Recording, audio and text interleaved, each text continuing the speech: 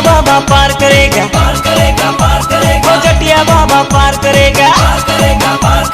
आषाढ़ गला श्रावण हेला, जटिया बाबार पुणी डोरी लागिला।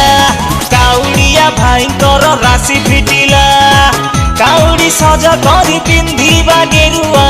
श्रावण सोमवार खाइबा अरुआ, भावरे भक्तिरे जमा दबानी ढिला। भिजी भिजी हाथ गोड़ सेता पड़िला, चिलम काढ़रे भाई देह थरिला। ओ भोला बाबा पार करेगा, ओ जटिया बाबा पार करेगा।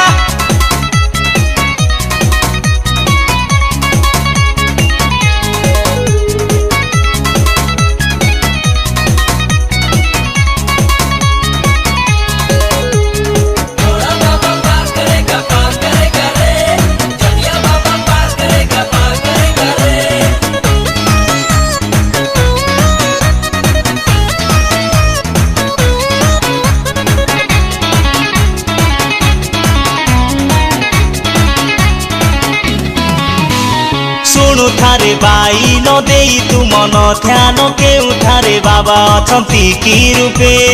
कपिलासर धामे चंद्रशेखर नामे, दर्शन मिले मोहातपे।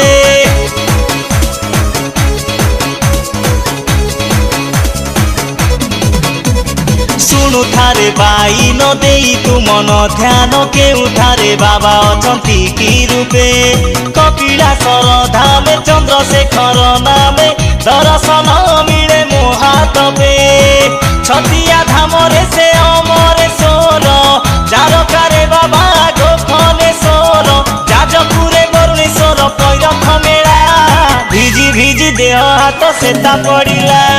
गंजेई दलरे टिके